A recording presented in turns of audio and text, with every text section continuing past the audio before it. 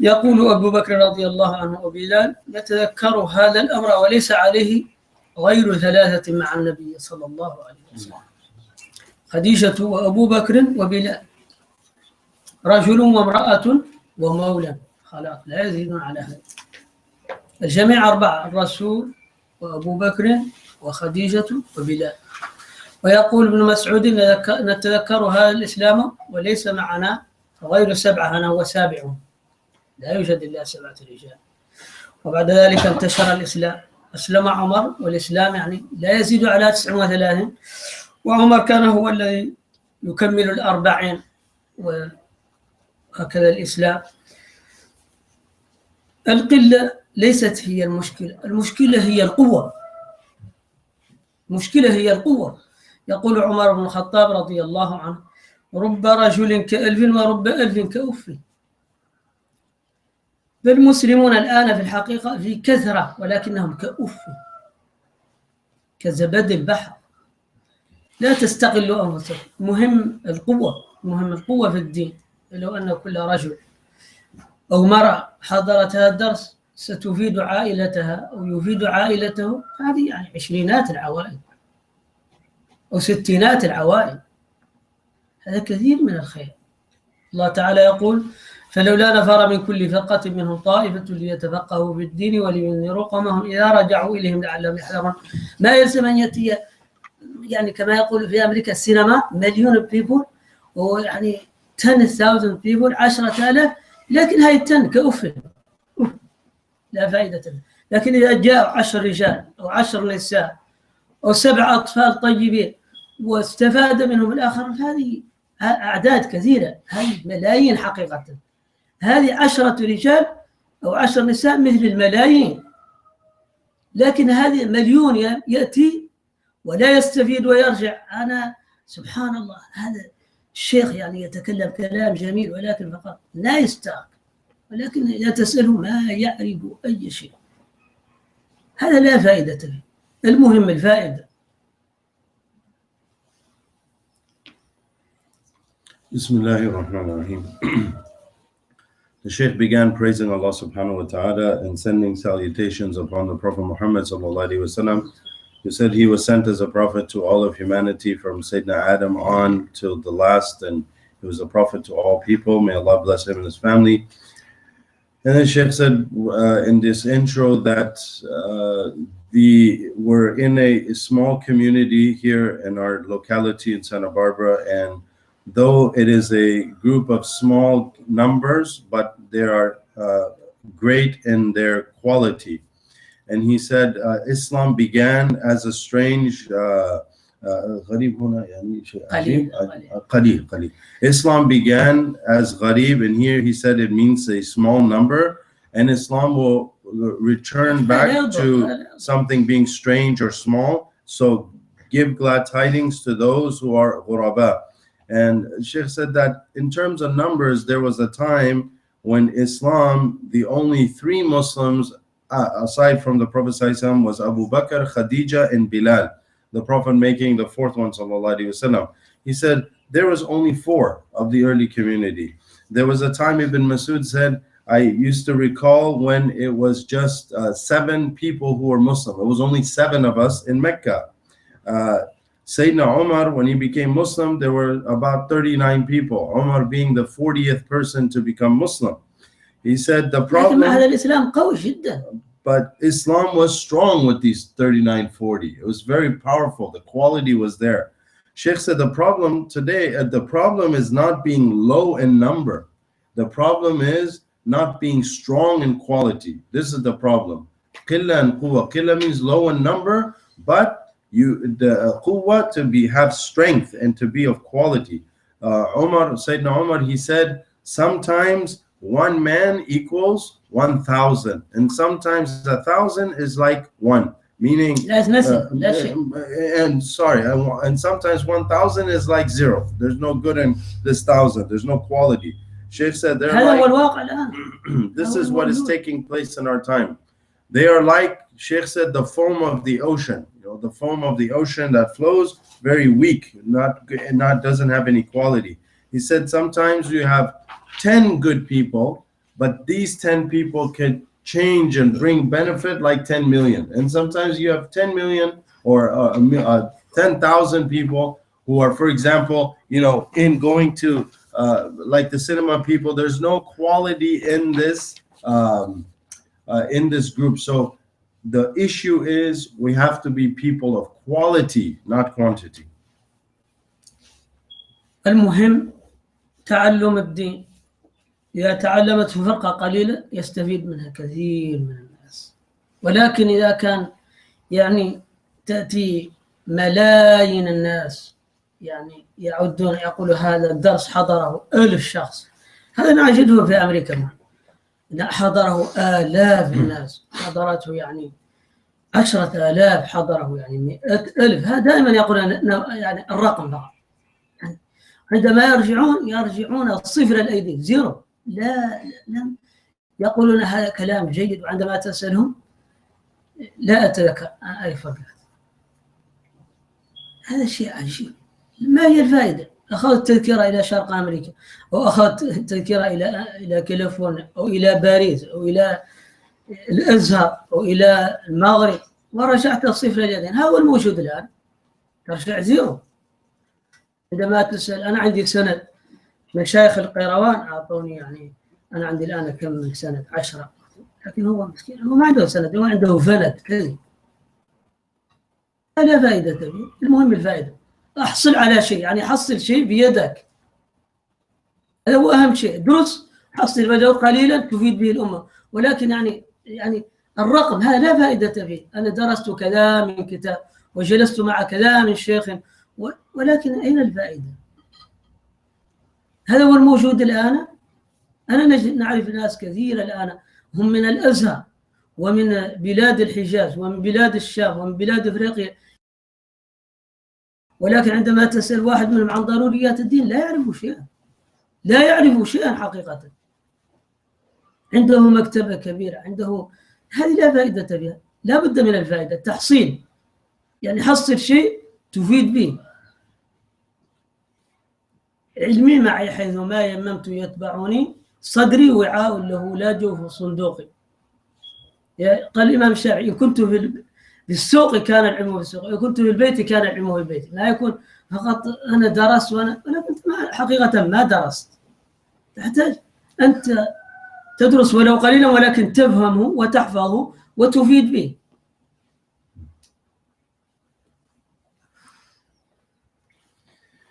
Sheikh again mentioning that if you teach a small number of people that are of quality, you can bring about greater benefit than that which may reach, you're trying to reach thousands and thousands, but they're not benefiting from.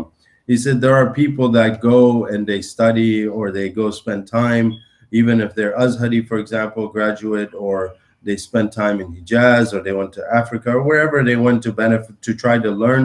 They may have spent a lot of time and they might have spent a lot of energy, but when it comes to what are you doing with this knowledge, how are people benefiting, what is exactly that you're bringing to people, you will see that the benefit is very low. And the point of all of this is to bring about benefit. And he said there are some of these people that when you ask them about the very foundations or basics of Islam, sometimes they're unable to answer and not able to benefit people. He goes, Imam Shafi said that my knowledge is with me always. It's not in a box that is stored away. It's in my chest. If I go to the marketplace, it is with me. If I'm in my home, it is with me. It is always with me. علم ما حواه الصدر، لازم من العلم شيء موجود الإنسان ممكن يعطيه، يمكن يعطيه. And by this you mean that knowledge is always with him, such that if somebody were to ask him anything or the need is there, it's always present to benefit. أنت إذا تكون مسافر، أنت مسافر أنا بين هنا وشرق أمريكا، تحتاج إلى مسألة في الصلاة، تحتاج تفتح كتاب، تحتاج تذهب، أنت ما عندك مكتبة، أنت في الطيارة، ما هو الحكم الآن؟ أنت في الطيارة لازم عليك تعرف. أنت مثلا كان شخص في طيارة، أين الكتاب؟ أين الشريط؟ أين CD؟ أين الكمبيوتر؟ لا يوجد. So Sheikh says, like for example, let's say you're traveling in a car, or you're traveling on an airplane, and when you're traveling, the situation occurs when you need to pray. So what are you going to do? Open your book and try to find it. What do you do in this situation? Where's your CD or where's your video you're going to watch on how to do this? Where you need to have this knowledge present to what to do when you're on an airplane, you're about to pray. How do you do that? You need to have it with you. والآن إن شاء الله نشرع في إشراق القرار لما اشتملت عليه الصلاة من الأنواع. والفائدة من هذا الكتاب هو أن يعرف الإنسان قيمة الصلاة. قيمة الصلاة وما هي الصلاة، ما هو معنى الصلاة، يعرف ما هي قيمة الصلاة وما هي الصلاة وما هو مقام الصلاة في الإسلام، أين الصلاة في الإسلام، وما هو معناها، ما هو معنى الصلاة. لأن واحد منا يكون يقول أنا أصلي والصلاة ما هي له معاني. الصلاة في اللغة العربية لها معاني كثيرة، وهذه هي فائدة اللغة العربية. الآن كلمة الفتنة عندما يسمعها الإنسان يقول فتنة، يقولها فقط فايتنج، هي عندها ألف معنى، ألف معنى.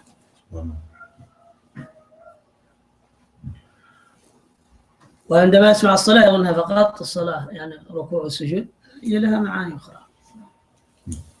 يعني لا سنتكلم إن شاء الله عن هذا الموضوع. وأهم شيء هو أن لا يدخل الإنسان في معاني الصلاة قبل ما يحصل على الصلاة. لا بد يعرف الصلاة ظاهرا، يعرف شروطها وأركانها وفرائضها ومبطلاتها وما تحصل به. يعني هذا مهم جدا، لأن إذا قرأنا هذا الكتاب وعرفنا الحضور في الصلاة وعرفنا معنى الصلاة ولكن نمشي إلى هذه المعاني بدون تصحيح الصلاة ابتداء، هذا تضيع أيضا وقت، هذا تضيع وقت أيضا.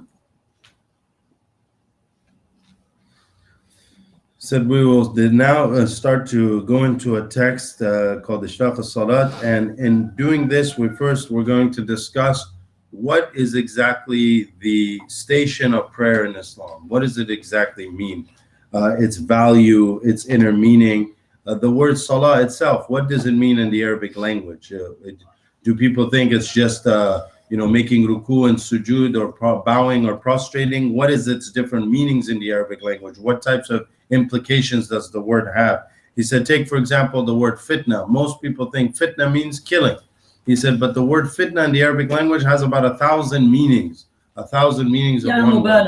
It's slightly exaggerated, but it's saying that there's so many meanings in just one word in the Arabic language. So before we go into these meanings of inner meanings of the salat and the prayer, we need to understand that we always start first with the foundation, and the foundation is the outward actions that make the prayer correct. Before we start to go into their inner meaning, we need to first establish that the most important thing of the prayer first is to do it outwardly correct, meaning we perform our wudu correctly, you understand the conditions of the prayer, the obligations of the prayer, what may affect the prayer. So these outward things must be established first before we go into the inner, deeper meanings. بسم الله الرحمن الرحيم. قال العلامة محمد مولود بن أحمد فال اليعقوبي الجعفري الشنقيطي رحمه الله تعالى، المتوفى قبل 100 سنة: لقط شروط الشح في الرخاء وفي الأوان طلب الأشياء وعمل المرء رفيق غدا قبل الطريق يطلب رفيقا جيدا. هذا كلام عجيب، كلام العارفين. قال لقط شروط الشح في الرخاء. هذا ضرب مثل تضربه العرب، يعني أن الإنسان إذا أراد أن يسافر يجب عليه أن يهيئ حالة السفر. إذا أردت أن تسافر، أنت الآن تريد أن تسافر إلى موريتانيا، هي من أصعب البلاد، يعني الدزر، الصحراء، تحتاج أن تكون عندك الطعام والشراب. أنت أمريكي لا تعرف الصعوبة، أنت لا تعرف يعني مشاكل في موريتانيا، تحتاج أنك تهيئ من هناك أشياء كثير، لباس وطعام وشراب وفلوس، يعني دولار كثير، لأنك ستمشي إلى الصحراء. هذه صحراء الدنيا، هذه الصحراء الدنيا. أما إذا كنت ماشي ذاهب إلى صحراء الآخرة، ما بالك قبر، صحراء. القبر يضعونه في قفر من الأرض، في صحراء من الأرض، قد خلف الأسباب وفارق الأحباب ووجه إلى السؤال. وخلاص ترك الدنيا وترك الأهل وترك الأموال وسيلقى منكرا ونكيرا ومال. هذا أشياء عالم عجيب جدا. كيف لا تحضر نفسك، لا تحضر الزاد؟ لقط شروط الشح في الرخاء. حضر الزاد، ما زال وقت يعني سهل، ما زال وقت موجود، ما زال عندك وقت، حضر العدة للسفر. يقول لقط شروط الشح في الرخاء. الشطر الأول. So the first line reads, gathering the provisions needing during sparse times is done during times of ease. Things are sought during their proper times. The deeds of the man will be his companion tomorrow. Before the journey, seek a good companion. Shaykh said in starting this, we want to look at when someone is going to travel. Imagine the provision that one needs to take. For example, he said, you travel from here to West Africa and Mauritania. There's a lot of things you need to take for your provision. You need to have money. You need to take food with you. You need to take clothing with you. There's a lot of things you need to take in order to survive in the desert and go to this hard terrain. And he said, that's the provision of the world. When we're going to the hereafter, we're going to a place that you're leaving.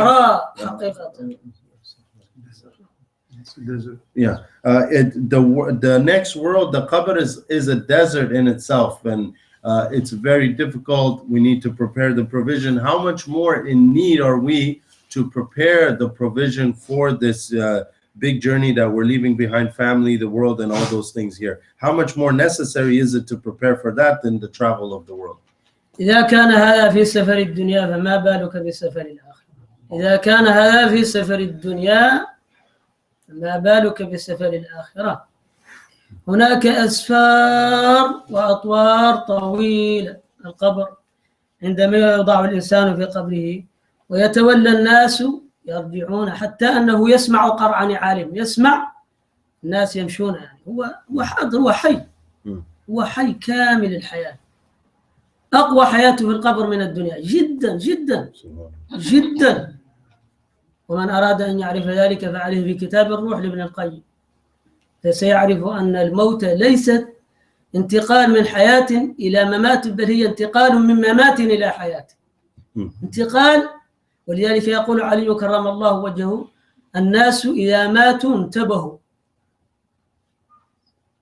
كانوا في غفلة والآن حضروا يعني الحياة الكاملة، حضروا الحياة الكاملة. سبحان الله. القبر يوضع الإنسان في قفر من الأرض، يعني في أرض خلاء ما أروح. وعندما يمشي الناس الذين دفنوه حتى أنه يسمع نعلهم، يسمع الناس يمشون، يأتيه منكر ونكير. وهذان المخلوقان كل مخلوق يخاف منهما، كل مخلوق، حتى الزبانية، حتى مالك خازن النار يخاف من منكر ونكير. مالك خازن النار يخاف منه. وكل مخلوق لهذين يخاف من أقوياء العالمين والضعاف، حتى الزبانية، حتى مالك أعظم الأملاك الأولى هنالك، ومالك له أصابع على عدد أهل النار فيما نقل. مالك عنده أصابع على حسب أهل النار، يعني كل المخلوقات التي في النار له أصابع قدر. هذا المخلوق يخاف من منكر ونكير.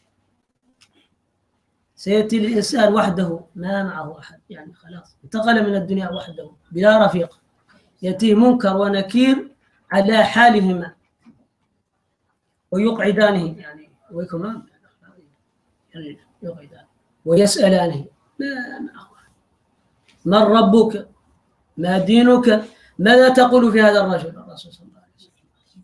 المؤمن يقول: أنا ربي الله وديني الإسلام، وهذا الرسول صلى الله عليه وسلم أرسله الله إلينا عامة بشيرا ونذيرا، كأنه يعني حاضر ما عنده مشكلة.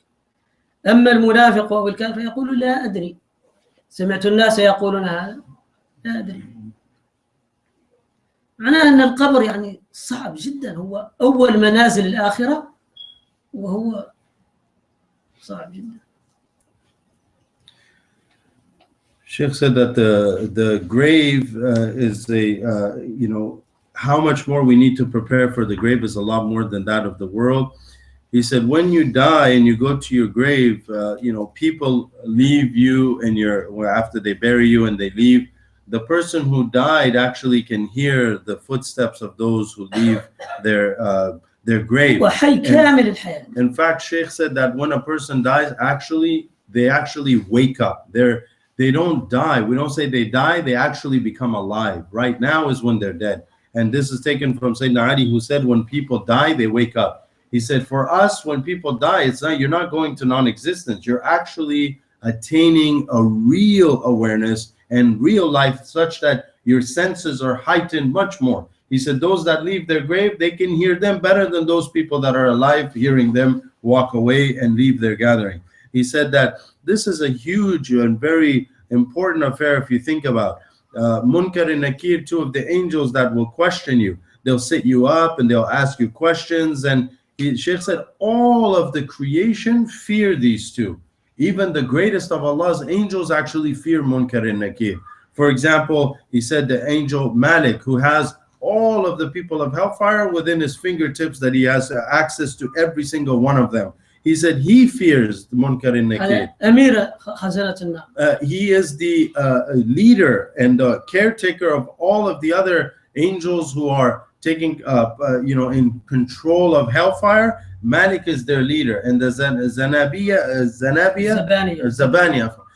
Zabaniya are those angels that are also in charge of controlling the people of hellfire and punishing them. So these angels that are these great stations, they all fear Munkar and Nakir. And Munkar and Nakir will wake the person up and say, who is your Lord? What is your religion? The believer will know what to answer. They will say that my Lord is Allah, my religion is Islam. He said, what do you say about this man who was sent amongst you, the Prophet Muhammad ﷺ? The believer will say he's the messenger of God. The hypocrite, he says, I don't know. I heard people saying this and that, but I don't know, and I'm not sure. So he said, this is the first stage of that which enters us into the hereafter. So it is the most important of all the states, and it's something very, very great, something to think and ponder about, that this is a huge thing that is coming upon us. وهذان الملكان يجب الإيمان بهما بلا خلاف. يجب الإيمان بهذان الملكين. ويقول الإمام ابن حبيب إن من أنكر الملكين منكرا ونكيرا إنه كافر. وابن حبيب الإمام كفر من لسؤال الملكين أنكرا. وكل مخلوق بهذين يخاف من أقوياء العالمين والضعاف. حتى الزبانية حتى مالك عظم الأملاك الأولى هناك. يجب الإيمان بهذين الملكين، وأنهما سيسألان الإنسان في قبره أول ما يوضع في قبره. يسألانه عن ربه وعن دينه وعن رسوله، وبعد ذلك يسألانه عن الصلاة كما سيذكره المؤلف. يسألانه عن الصلاة، هل ضيعت الصلاة؟ فإذا أجاب فمرحبا، وإلا فلا يقبل عمل بعد الصلاة. لا يقبل زكاة ولا صلاة. لا يسألاني عن شيء بعد ذلك. إذا لم يجب على الصلاة صحيح جوابا صحيحا لا يسأل، كما سنتكلم عنه. He said, believing in the questioning of Munkar and Nakir is an obligation by the religion, such that if one were to reject that and not believe in it, they are disbeliever, they're kafir, they're not accepted as being Muslims. He said that these two will ask you, they'll wake you up, they'll question you, well, who is your Lord, what is your religion, as we mentioned. He said, then after that, they'll ask you about prayer, about salat. Did you leave your prayer? Did you not pray the way you're supposed to? He said, if you do not answer this correctly, they are not going to ask you what you did in zakat or anything else. If you fail in this question, they will not question you about what comes after. If you answer this correctly, then they'll ask other things. And I'm going to clarify this. وهذه الفتنة هي أشد فتنة كما قال الإمام السيوط، وهي أشد فتنة يلقاها العبد طوبى للذي يقاها، كما في التثبيت ليلة المبيت للإمام السيوط. فهي أشد فتنة يلقاها العبد، هي أشد فتنة يلقاها العبد. ولذلك يقول النبي صلى الله عليه وسلم كما في البخاري ومسلم: إنكم تفتنون في قبوركم مثل أو قريبا من فتنة المسيح الدجال. الإنسان سيفتن في قبره مثل فتنة المسيح الدجال أو قريبا من ذلك. فالواجب الإيمان بهذا والعمل له، واجب الإيمان له والإيمان به والعمل له. الله تعالى يقول: يحسب الإنسان أن يترك سدى، يقول خلاص يعني يأكل ويشرب، هذا ليس صحيحا. Imam Suyuti said regarding this, that your question about your salat in the grave, that this is the hardest of all trials that is brought upon the son of Adam, the human being. Ashaddu fitna, this is the hardest trial or test that one will have. And then a narration, وهذا في الحديث أشد فitna كالمسيح الدجال إنكم تفتنون مثله أو قريبا من فتنة المسيح إما قريب منها أو مثلها. What indicates in a hadith is that you will be tested or have this fitna in your grave very close, like the fitna of the Antichrist or the imposter Christ that came upon the earth. That is a similar in terms of its great rank of its great importance or its harshness or its difficulty will be like when the Masih ad-Dajjal comes. That great fitna that appears on earth will be similar to you in your grave when you're being questioned about your salat. And وسأقول لكم حكاية عجيبة عن عمر بن الخطاب في هذا المقام. رأى عبد الله بن عمر أو أنه عمر بن الخطاب بعد موته، ورأى حالة سؤاله، رأى أن الملكين أتيا، رأى في رؤيا، رأى أن الملكين أتيا عمر وسألاه عن دينه وعن نبيه، فقال له: من ربك؟ قال: أنا ربي الله. ما كذا يجيب، وقال لهم: وأنتما من ربكم؟ قال عمر: وأنتما من ربكما؟ فقال أحدهما للآخر: ويحك هذا عمر. يعني والله قال الآخر: لولا أن الله أمرنا بهذا لما سألنا، لولا أن الله أمرنا بهذا لما سألنا، لكن هذا أمر من الله. قال الملك للآخر: هذا لعله عمر. نعم هذا عمر. فهذا الرجل ثابت في الدين. إذا كان الإنسان يثبت الله الذين آمنوا بالقول الثابت في الحياة الدنيا وفي الآخرة. إذا كان الإنسان ثابت، قرأها رسول الله صلى الله عليه وسلم لما ذكر هذا الحديث: يثبت الله الذين آمنوا بالقول الثابت في الحياة. نعم هي فتنة، ولكن من ثبته الله الأمر سهل جدا. عمر قال: وأنتما من ربكم؟ كأنه في الدنيا لا ما عنده مشكلة. قال: نعم أنا ربي الله ورسول الله صلى الله عليه وسلم، ديني الإسلام، أنا أمر سهل، ولكن أنتما من ربكم؟ كأنه يريد يسأله. رجل ثابت. من رأى هذه الرؤيا؟ ابن عبد الله بن عمر. What's related that's amazing about this affair is Abdullah ibn Umar, the son of Sayyidina Umar, saw in a dream his father, the angels Munkar and Nakir, coming to question Sayyidina Umar. They asked him, who's your Lord? And he saw that he answered everything. And then Umar turned to the two angels and said, now who is your Lord? Who is your Lord? And he said that, the angels, one looked at the other in astonishment and amazement, saying, what is this? The other one said, because this is Omar, this is Omar, this is who he is in his station.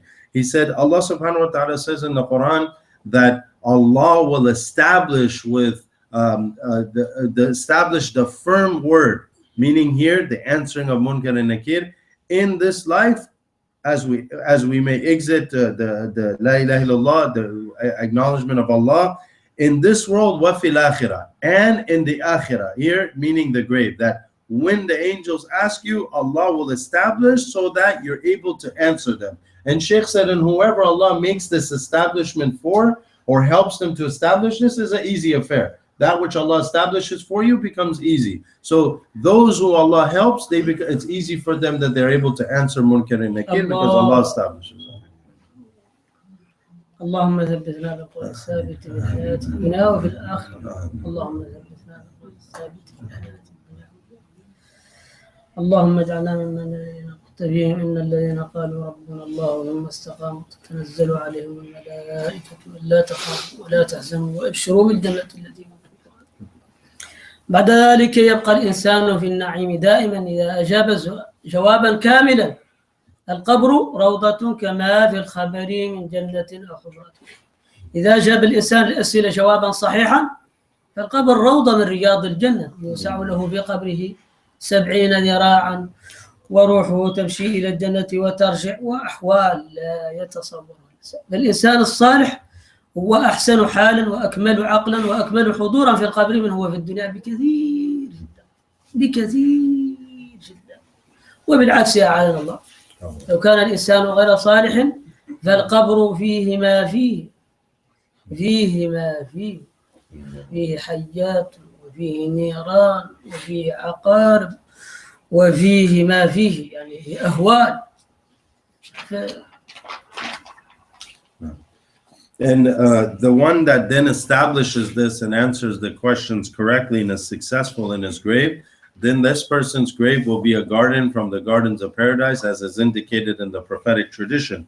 Or, and he said in this, the grave expands for the person 70 cubits, that very long, big, expansive grave. And he is given, pleasures and ease and comfort, and his intellect, his state is perfected, his understanding and his perfected in his state, in his nature will be then, be established. So the person will then have a perfect kind of enjoyment of his intellect, of his faith, everything. He says, if they are not, and they're not successful, then he said in an that what you